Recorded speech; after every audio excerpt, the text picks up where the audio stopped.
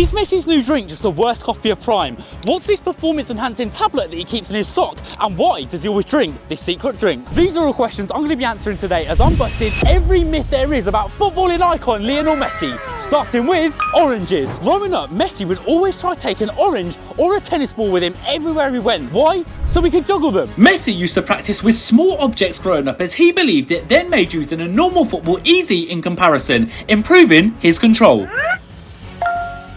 This is definitely a great tip to try at home because when I go back to juggling a normal football, it makes it feel easy. Good thinking, Leo.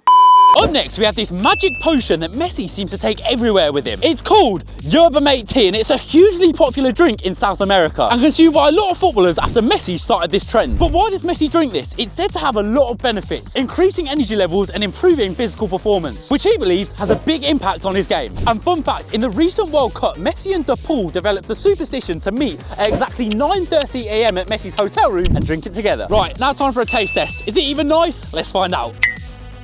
It's not as sweet as I expected, it's quite bitter actually. There's a lot of leaves in there, but I could get used to it.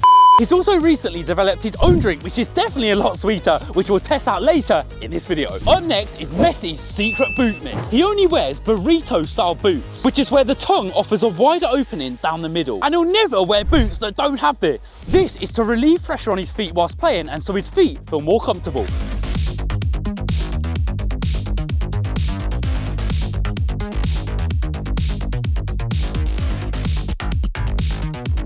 This is actually the opposite technique to Ronaldo, who likes to wear boots a few sizes too small for him, as he says it gives him a better touch and feel for the ball. Could they ever be friends? They say opposites attract, but they do seem to disagree on a lot.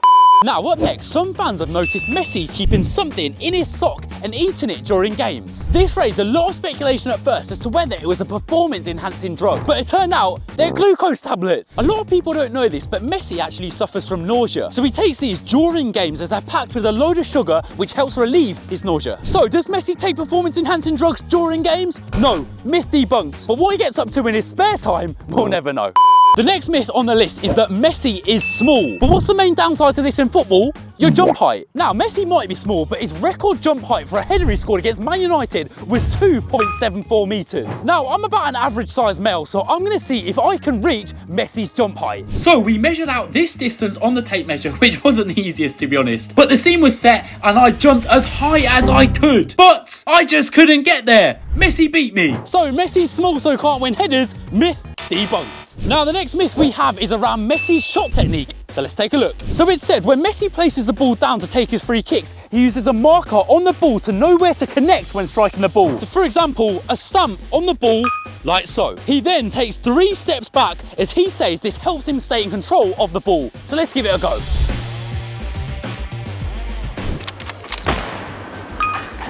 Could be a fluke, but I'm not going to ruin it with another one. So now we're going to take a look at a product range that Messi has brought out himself and supposedly makes you better at football and play like Messi. So a few of these products include the Messi training ball and the Messi catapult. So the ball is meant to improve your control as you can get more touches in per session due to it being on the string and coming back to you instead of chasing it around when you mess up. I think this one's a good concept, but I've seen it a lot before. But the catapult, on the other hand, I haven't seen before, and it's also meant to improve your control by imitating the scenario of someone passing you the ball in the air. This one's unique and would definitely help practice your control without the need of having someone else there. Would it make you play like Messi? Probably not, but improve your control, definitely. I still think my challenge pack's better though. Up next, was this advert fake and was the trick shot edited? Let's make a judgment for ourselves.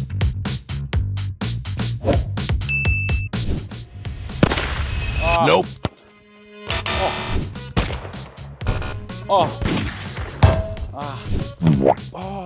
Can't even do one of them.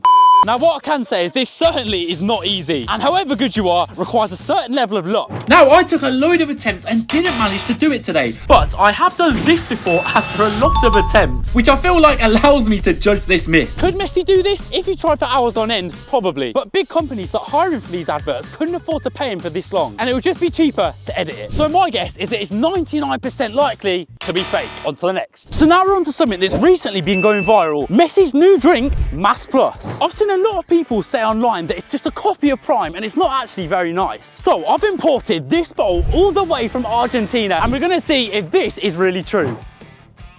Yeah, not as sweet, but I think that's quite nice. So unlike Prime offering hydration and energy, Mass Plus only offer hydration drinks and claim that it has lower calories than Prime, with their slogan being positive hydration. So is it potentially more healthy than Prime? Maybe. And it doesn't taste awful, but I wouldn't say it tastes nicer. Next, we're going to be looking at Messi's socks. Why does he wear them so high? This is to avoid hurting his knees when he's fouled. Because of his playstyle and fast feet, Messi gets fouled a lot. This started when he was young, where he noticed defenders couldn't keep up with his fast feet and would end up knocking him. And he wears them like this to this day for this reason, and also of a reminder of his battles on the pitch growing up.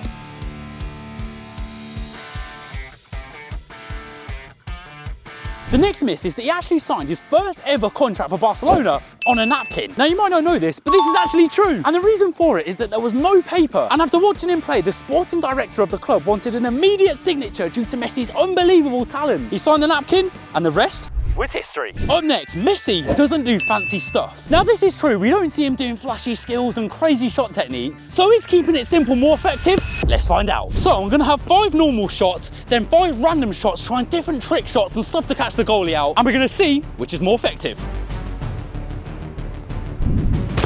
Oh, not a bad start. Oh, yes. Oh! Oh my lord. Oh no! Huh?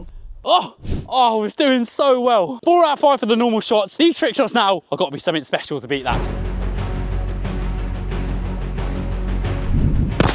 Oh my, maybe it's just me today. Maybe I'm on fire.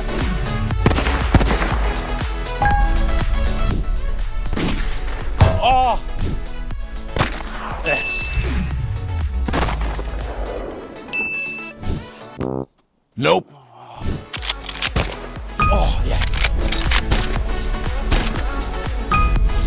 So the results are in. That is 3 out of 5 for the fancy shots, pinned to the post at 4 out of 5 for the normal shots. And there we have it. Sometimes, as Messi shows, simplicity is key. Now, the next Messi myth we have is that he eats sweets before his game. Now, this isn't what you think, for energy or for taste. He only has one. And this is because as a child, he always got given sweets before a game to chew on to calm his nerves. And this is a habit he's carried through to now. I wonder which is his sweet of choice. If it ain't Tang Vastics, then something's wrong.